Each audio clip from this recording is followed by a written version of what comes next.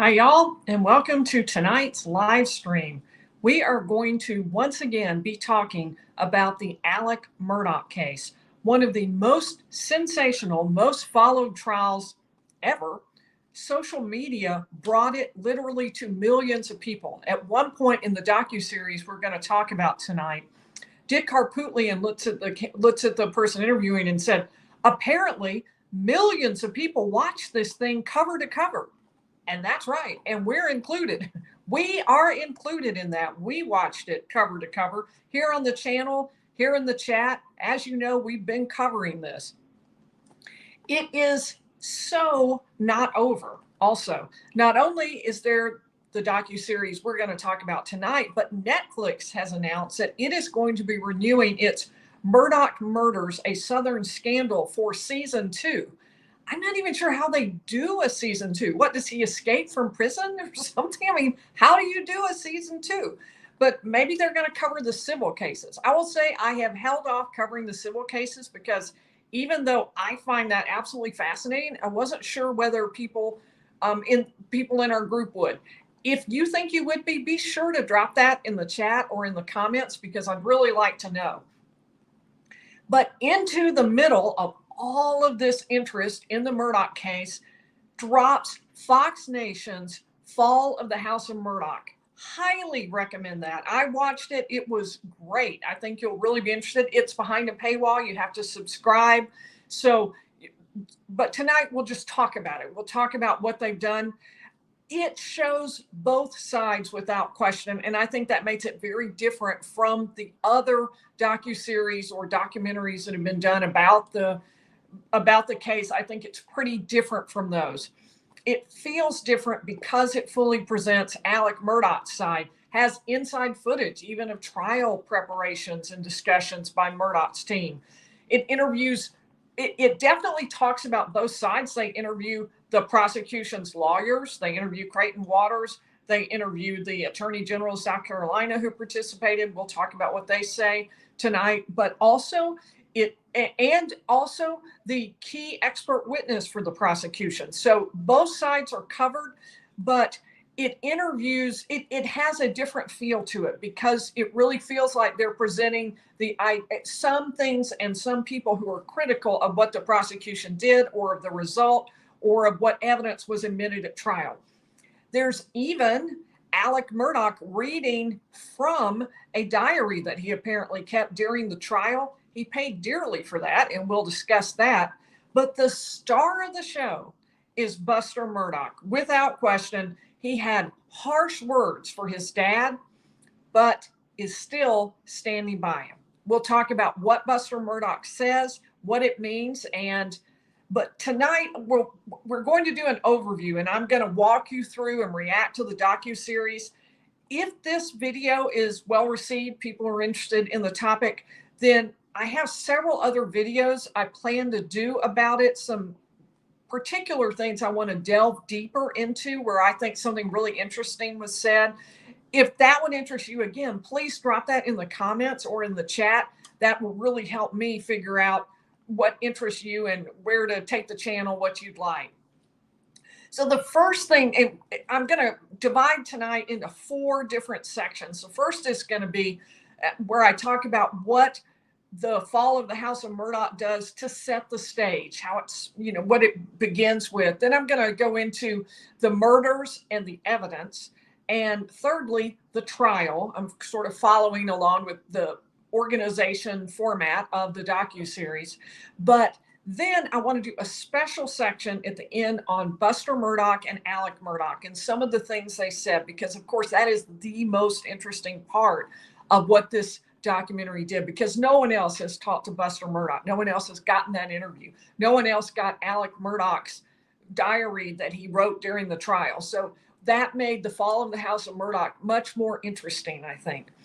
So the docuseries starts with setting the stage. Who were the Murdaughs? And talks about what we already know, which is that, and they use Alan Wilson, the Attorney General of South Carolina, to set this stage. From 1920 to 2006, there were the prosecuting officer in the area where the Murdaughs lived was always a Murdaugh. It was Murdaugh's great-grandfather, grandfather, father. And the Murdaughs, they were able to practice privately while also being the prosecutor. The law then changed.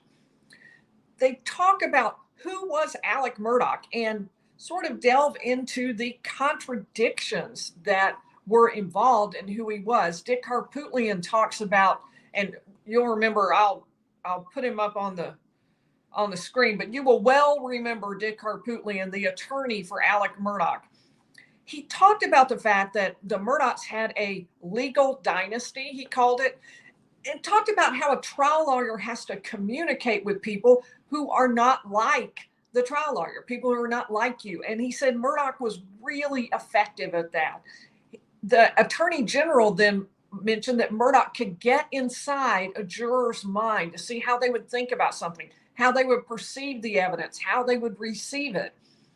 But that got into what one of the prosecution's themes was, particularly after Alex Murdaugh got on the stand, and as a result of him being on the stand, that Alex Murdaugh could look you in the face, lie to you, and you would not know it. That was something the prosecution talked about throughout.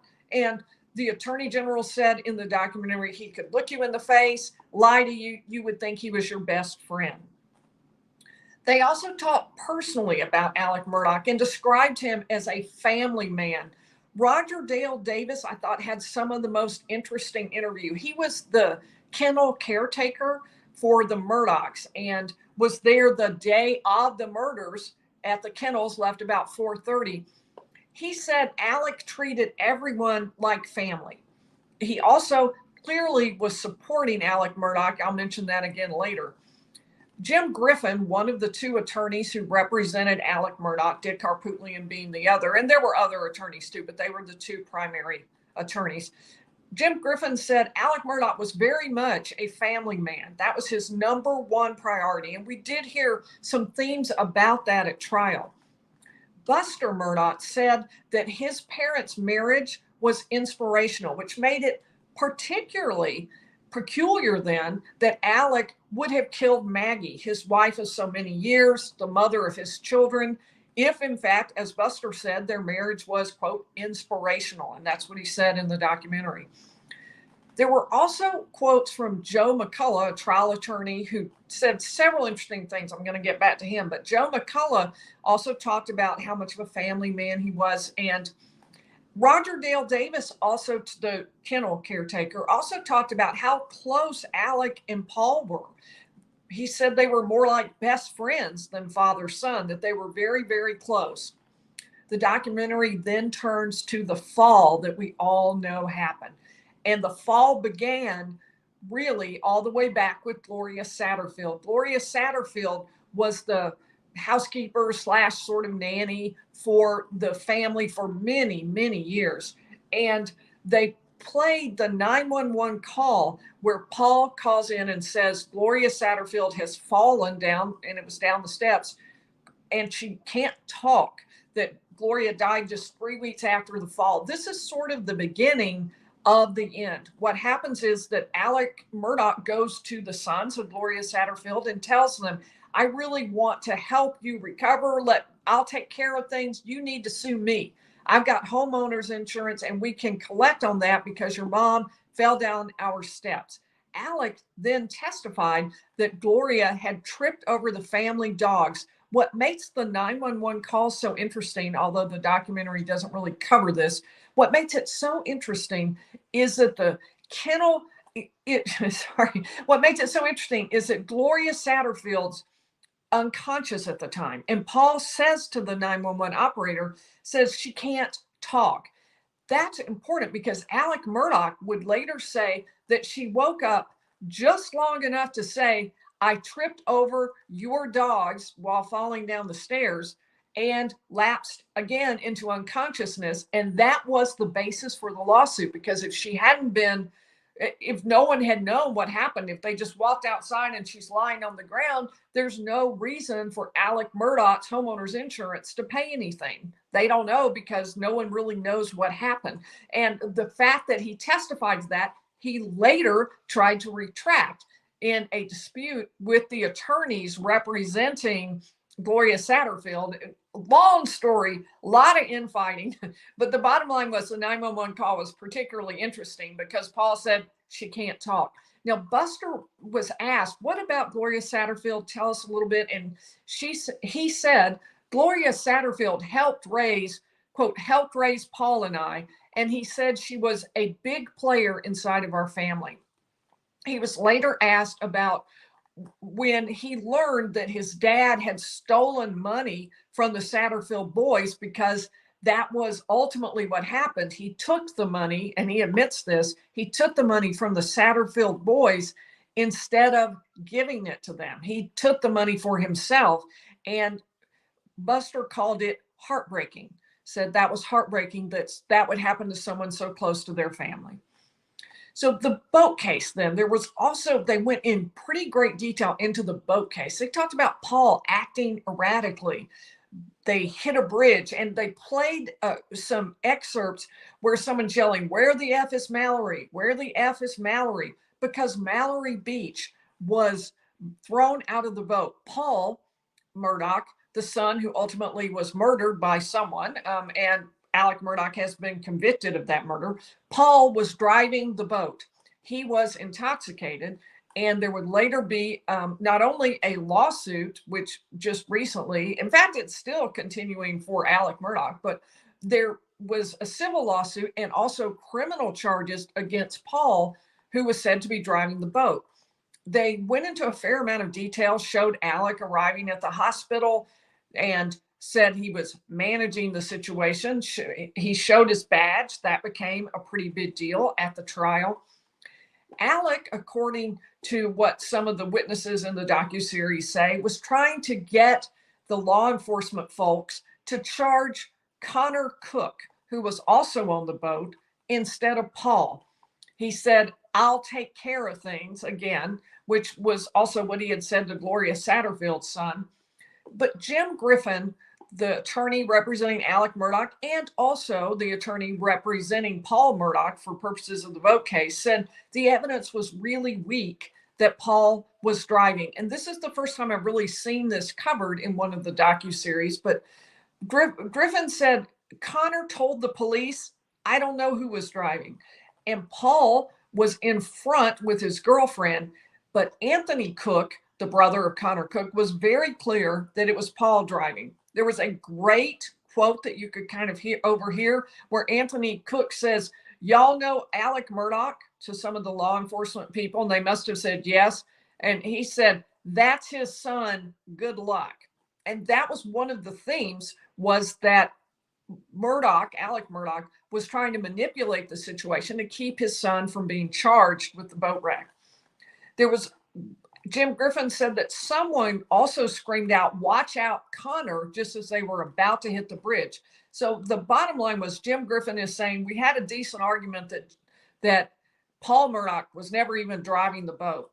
Now, Buster commented on the whole boat incident and said the family was really supportive of Paul, and that Maggie's reaction, though, was that it had absolutely consumed her, that it was extremely difficult for Maggie dealing with the whole boat case. And the boat case becomes critically important because it's the linchpin of the prosecution's argument that the reason Alex murdered his wife and his son was because he knew that the wagons were circling around him. He was about to get caught for having stolen that money from the Satterfields, and he was now going to be required to pay a bunch of money in the boat case, and he wasn't going to have the money. That financial pressure, they said, was what led him to murder.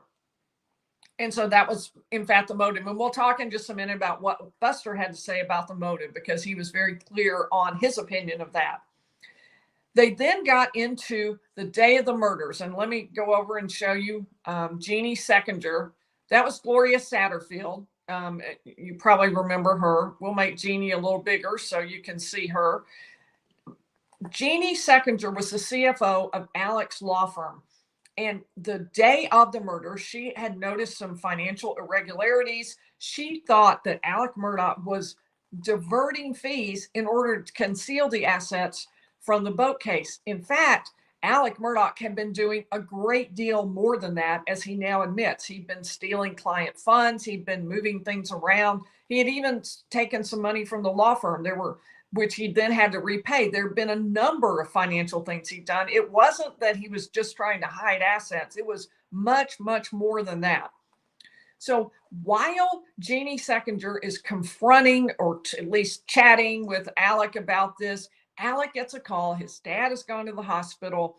His mom is crying. Barbara Mixon, who was her caregiver, wants Alex to come see the mother. And Jeannie Seconder says immediately the conversation turns to, "Oh, I'm so sorry. We all know your dad. We're all so sorry about that." And the subject was dropped. But according to the prosecution, it was the reason that Alex Murdaugh murdered his wife and his son, because he was trying to distract from the impending financial crisis that he was about to have. And I want to say thanks to Mama Pinks, who's asking about whether or not will Alex have to serve the state prison sentence in state prison before he's released to federal prison? Mama Pinks, I don't think he'll ever leave the state prison. That would be my guess, but I don't think he'll be moved to federal. There would be a negotiation on that, but I think he would, under most circumstances, he's going to stay in the state prison. Yes, I think probably for life, but we will see. Right now, they haven't even moved forward with those charges, so we have a lot left to learn about what exactly is going to happen with those particular charges. So, and thank you also. I appreciate your support. So then at 8:30 that night, Paul goes to the kennels. Maggie also goes to the kennels. And we know that from the cell phone footage that we have. I'll pull Jeannie out of the picture. So we know that from cell phone footage. We know that from the cell phone data that was collected, was that Paul and Maggie went to the kennels. And as you recall, the most important 40 seconds of the trial, the most important 40 seconds of Alex Murdaugh's life were the 40 seconds for the Cash the Dog video.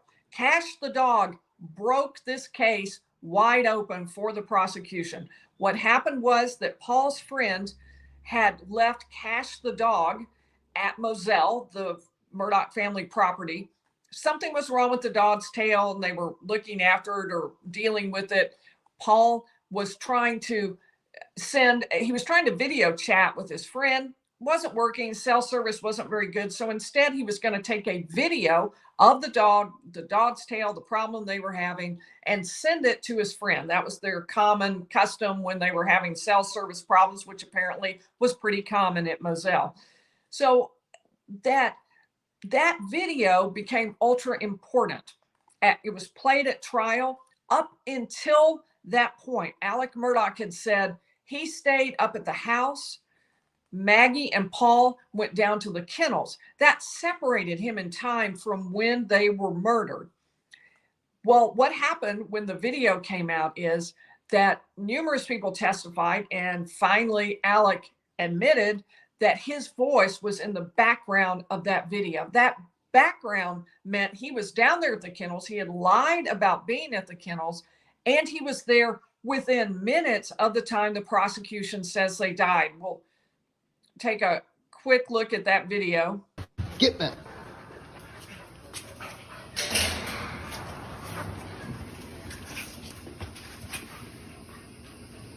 Quit, Cash. Come on. Quit. That's okay. Come here. It's not that bad. Come here, Cash. Shit. Come here. Post it. Cash. Hey, he's got a bird in his mouth. Bubba. Hey, Bubba. That's a guinea. This is a chicken. Come here, Bubba. Come here, Cash. Come here, Bubba. Cash. Quit.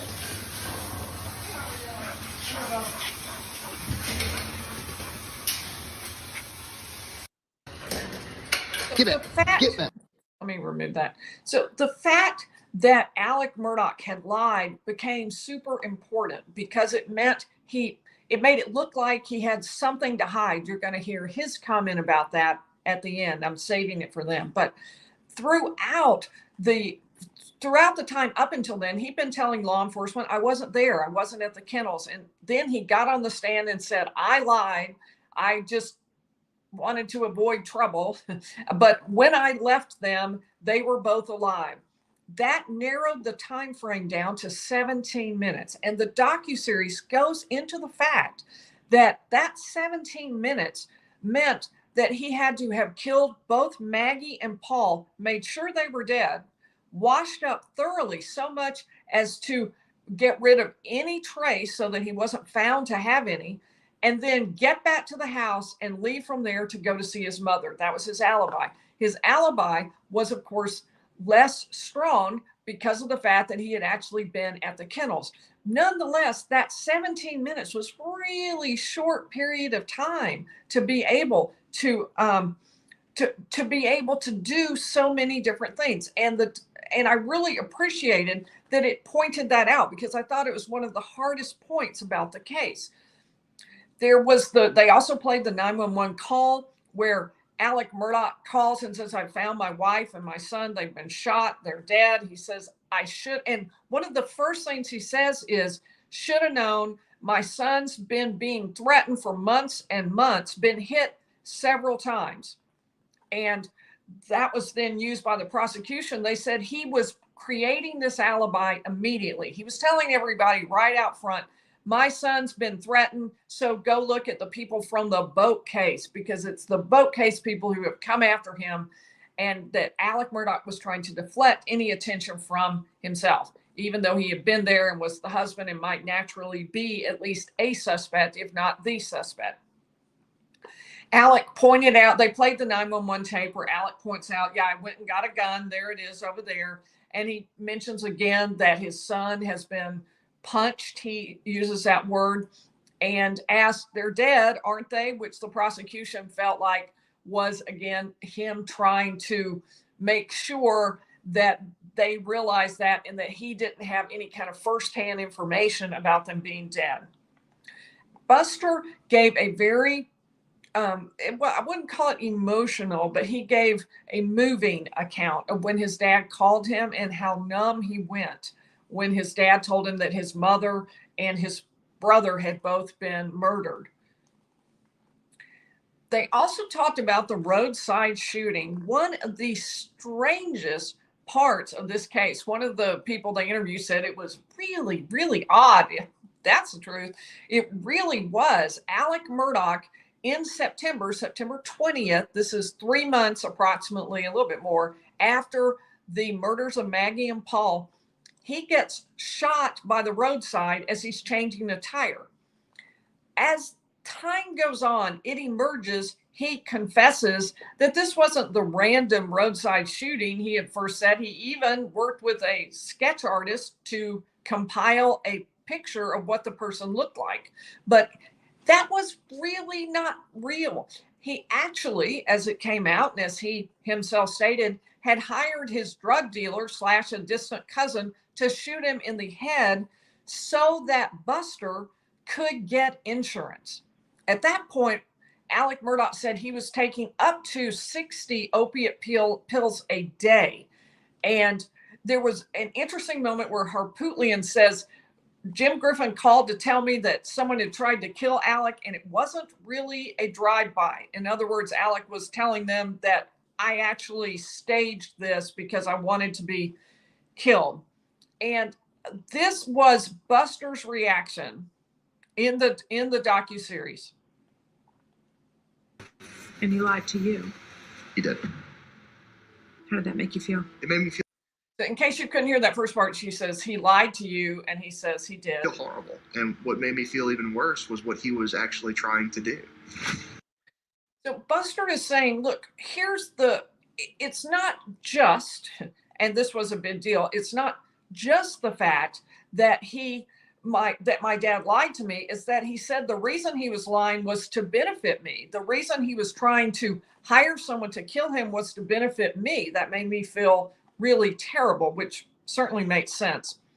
Dick Harpootlian talked about and was in his interview that the roadside shooting really was not relevant to the murder. And he believed clearly that it should not have come into evidence, that it shouldn't have been part of the trial at all. There was an argument at trial about that, you may remember. Dick Harpootlian said that he felt like that Alex Murdaugh was simply being, well, he didn't use those words. What Dick Harpootlian suggested was that the evidence that was at the trial was unfair in the way it presented Alex Murdaugh in lights that had nothing to do with what ought to be tried at the case. The third area that the documentary got into was the trial itself. And of course, the "I did him so bad" dispute that everybody got into. Back at the time, I posted on my channel, I'm like, you listen, you decide. Jeff Croft, a witness for the prosecution, said, "I heard him say, it's just so bad. I did him so bad." That's what Jeff Croft heard. And then, but in fact, most people later listening back to it heard, "It's just so bad. They did him so bad," as opposed to "I did him so bad." Certainly, that's what I heard when I listened to it. But it was such an important moment in the trial, and it was late in the day, like the last thing. Jeff Croft said, "Yep," he said, "they did him." He said, "I did him so bad." And it was just a stunning moment because everybody's asked, wait, did Alex Murdaugh confess? And if so, and they go into it in the documentary, why are we here? Why didn't they just arrest him at that moment? Why did they wait a year if he confessed right there in the car to say during his interview with law enforcement? If he confessed and said, "I did him so bad," and admitted that he had done it, what was all of this delay about? Why are we even talking about this? They interviewed, as part of the documentary, Jim Griffin, the attorney for Alex Murdaugh. And Jim Griffin said, "Look, I was in the car. If he had said that, I would have jumped up." But he said, it was problematic because the jury thought about it all night. The next morning, the Alex Murdaugh team came in and they played that, and they played it at 1/3 speed so that people could hear it in slow version. And then I felt like, to me, it sounded like he said, "They did him so bad," and not "I did him so bad." But it was quite the interesting moment at trial. One of the interesting things that the documentary does, the Fox Nation documentary does, is they actually have Alex Murdaugh narrating notes from jail. He got in trouble for this. And to be honest, it wasn't all that effective or all that good. So it was a shame, I guess, from his point of view. It was okay, but the Buster parts were way better than Alex reading it. It sounded it didn't have a lot of emotion. It was like he was just reading slowly from a page. But Alex was not supposed to be talking to the media because he's been convicted, because he's incarcerated. He's not supposed to talk to the media. The way they did it was Jim Griffin called him, attorney-client conference, and that's private. But then Alex Murdaugh read it over the phone to Jim Griffin, and Jim then recorded it. That ended up being a problem. Jim got a letter. Alex got a letter and a conviction for this. It's an internal process. Hey, be sure to check out our friend Jumpsuit Pablo if you want to hear more about that. He went into it and had the document there. But what happened to Alex was he lost his phone privileges and canteen for 30 days, which is bad enough, but even worse for Alex Murdaugh, his tablet has been taken indefinitely. And he really apparently liked the tablet because you can play games on the tablet. So I get that. And I'm sure that was really disappointing. But he made that sacrifice in order to participate in the documentary. But that was what he lost as a result. So before I miss, I want to say thank you again to Mama Pinks. I appreciate it. And I also want to say thank you to Talia. Good to see you, Talia. So they covered the guns. You may well remember that Paul's gun and Alex's favorite were missing. And importantly, casings at the scene, according to the prosecution's witness, matched the casings from a gun that Paul had owned. Now, Buster actually sort of suggested in the interview that it was Paul's blackout that killed Paul. He said something to the effect of, yeah, well, that's the narrative. That's the story. He didn't deny it. It seemed to me he sort of, okay, well, if it was Paul's gun, then it was Paul's gun. That really narrowed the number of people who could have committed this, because Paul's gun, this would be either the replacement gun or the prior one, which he had lost at a party. And that was what the Alex Murdaugh team was saying. It was the prior one. It was the one he lost at the party. But that limits it. It has to be somebody knowing the family well enough to have stolen that gun sometime earlier than that. They covered the allegations of the poor investigation. Remember that there were, as Jim Griffin pointed out, there weren't photographs of the tire tracks that were there, which there weren't. They never searched for weapons that night. They didn't search the house that night. They didn't search Alameda for a long, long time. That's where the parents lived. There was a quote, "Those are the shootingest MFers in the world," which I thought, the shootingest family you'll ever know, basically. And so their allegation was, the whole investigation was really poorly done. And Jim Griffin said, basically bought into the argument that you hear a lot from other media sources. You hear that Alec was very privileged, that they were bending over backwards to protect him because of who his family was and because of what they thought about him. They were protecting the family. But what Jim Griffin said was, I thought this was really interesting and a great point. He said that was actually to Alex's disadvantage. He said, yeah, they bent over backwards, but that ended up hurting Alec, because what happened was they didn't go by the book. They did not find all of the things that they should have found that would have exonerated Alex Murdaugh, that would have made it clear he hadn't committed this in the first place. And they covered a few of the defense theories, like there were 2 weapons used, so there must have been 2 shooters. They also made a few jokes about the tiny person theory. Remember the tiny shooter theory, where the shooter was only 5 foot 2 inches? That was one of the defense theories. They poked a little fun at that. One of the things that I really appreciated about the Fox Nation documentary was they had 2 people on there who were basically there to say, here are my concerns about whether or not the evidence was really there to convict Alex Murdaugh. And I appreciated the fair-sided presentation of both sides. So there was Farhad Manjoo, which I may be saying wrong. He's a New York Times opinion columnist. And he talked about things like the fact that Paul's phone was at 2% battery might be why Paul turned it off. So the idea that the only reason he wasn't using his phone at every single minute was because he was dead, he felt was far-fetched. It could well be that Paul's phone was just dying and he turned it off for a little bit, or even, heaven forbid, didn't use it for 5 or 10 minutes. The fact that he stopped using it at 8:44 doesn't mean he died that minute. That was the argument that he made. There was also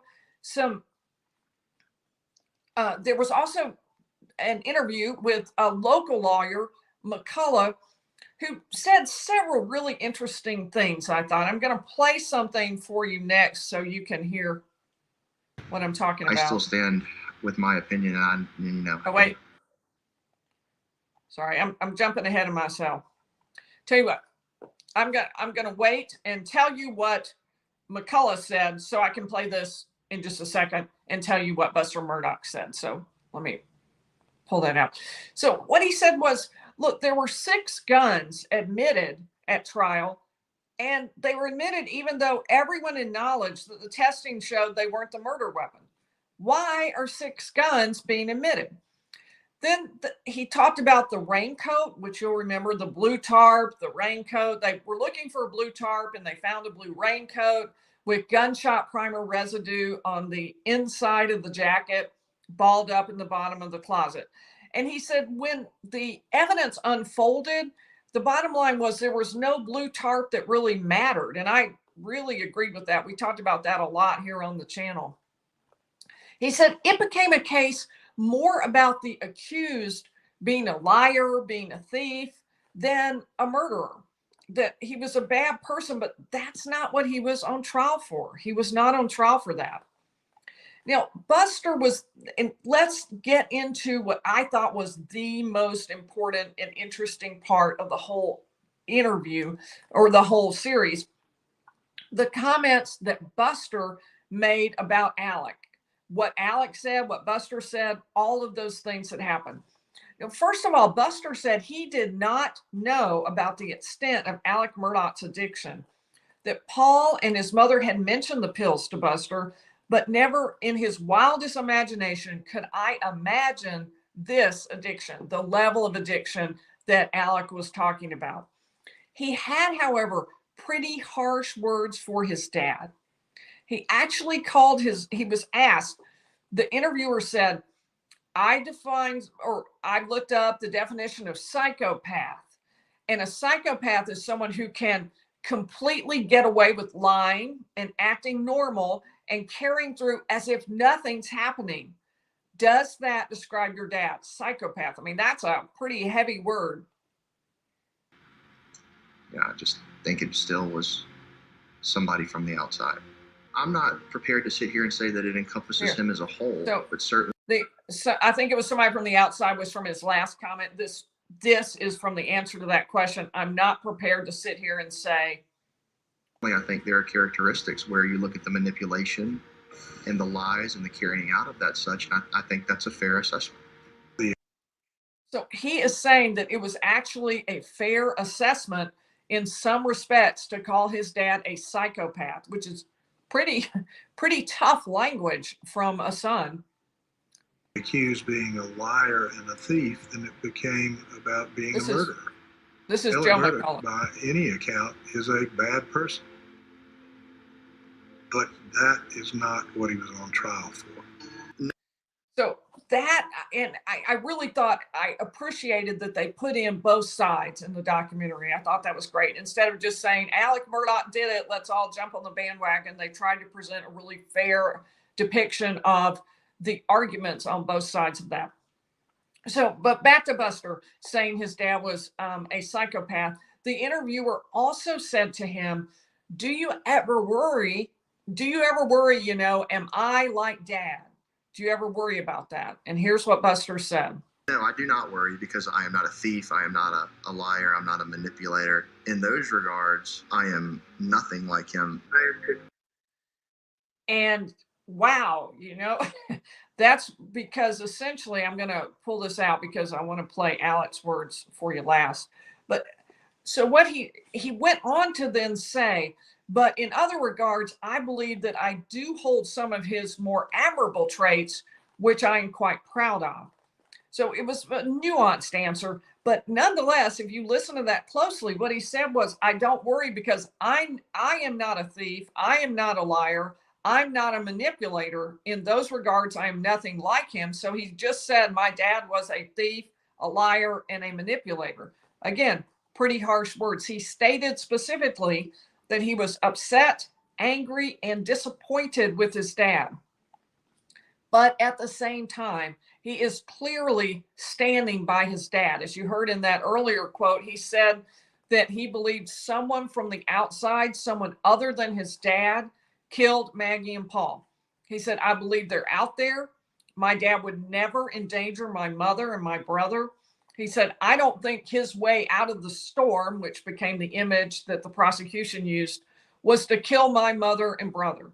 He said, there may have been this storm, financial losses, financial problems that was crushing down on him, that was going to be really serious. But his solution to that was not to kill my mom and my brother. That just didn't happen. So Buster absolutely stood up for his dad not committing the murders, but at the same time, separated himself when it came to the financial crimes and had some pretty harsh words for his dad when it came to those. Buster was asked about the trial and his reaction. He talked about how incredibly difficult it was to sit there day after day to support his father. But he said that he said, I did cry, because the interviewer said, well, did you cry over this? And he said, I did, but I didn't cry I didn't want to in front of the cameras. And he said it was an excruciatingly difficult experience, which you can only even begin to imagine how difficult it truly had to have been. Now, they talked a little bit about the motive, the prosecution's idea that the motive for all of the things that happened was that Alex Murdaugh wanted to just distract people from his financial crimes. And he thought the way to do it was to garner sympathy by killing his wife and son. And then people would say, oh, poor guy. And they would forget about the financial crimes that they were discovering that he had committed. And Buster said that's a really crappy motive. Harpootlian agreed. In his interview, Harpootlian said that, quote, worst malarkey I've ever heard in my life, which I appreciate as a quote. Buster was asked, what did you think about the trial? And he had some pretty harsh words for the trial there. He said, I do not believe it was fair. And it was a tilted table from the beginning. So he believed that his dad had not received a fair trial. He believed that on the one hand, it was true that he had done terrible things, liar, thief, and manipulator. He was willing to go that far. But murder of his mother and brother, no, he wouldn't go that far. And he said, no, he didn't agree with this. Alex Murdaugh's, as I said, it was a little bit disappointing given how much it cost him. The comments from him weren't as, I don't know, insightful or interesting as you might expect. But one of the things he said was, I am not in this because a jury convicted me.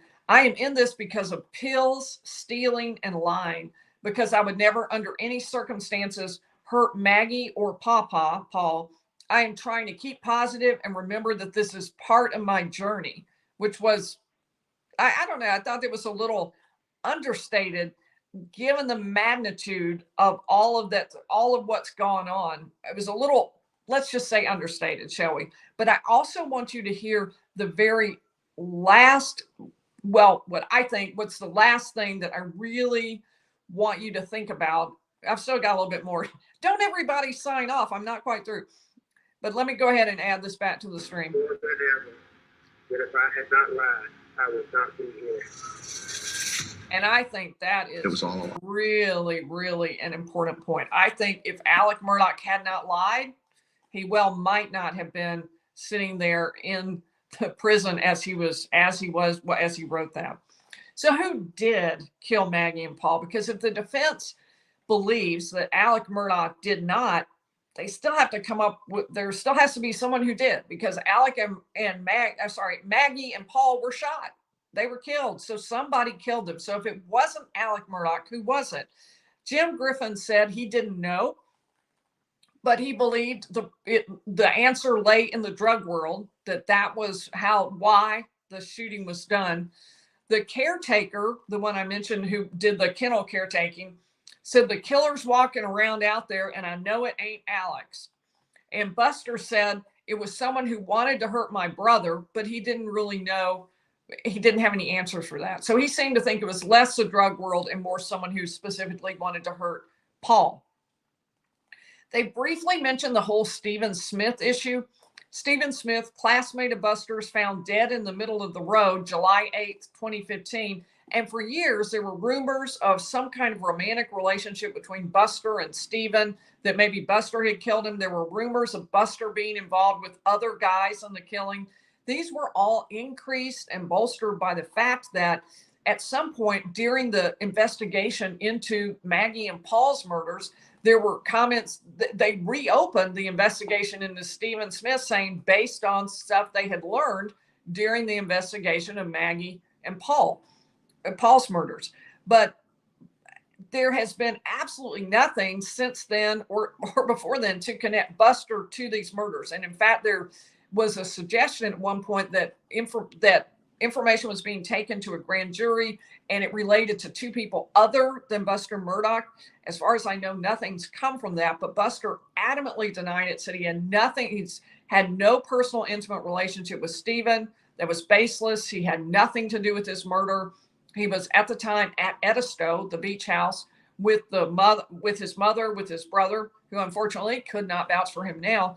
But that this had harmed his reputation immensely because people perceived him as a murderer. he made a rather sad comment about moving forward and that 100% of his immediate family is no longer around him. He said, what I do have are the fantastic memories and things that I was able to do with them while they were here that I try to run in a little bit of a reel in my head constantly. Holding on to that is what gets me through the tough days. It was moving, and I thought very sad. I thought it was well put too. But as for Alec, he said, if I hadn't lied, I would not be here. And I do think that right there is the truth. That finally was the truth from Alex Murdaugh. He should not have lied about being at the kennels. So if you would hit the like button, be sure to subscribe, and let me know if you want some more from the video, from the documentary that was done. If you want some more videos on that, please be sure to let me know, so I will have that lined up for you. And I will see you Monday, Wednesday, Friday, 7 p.m.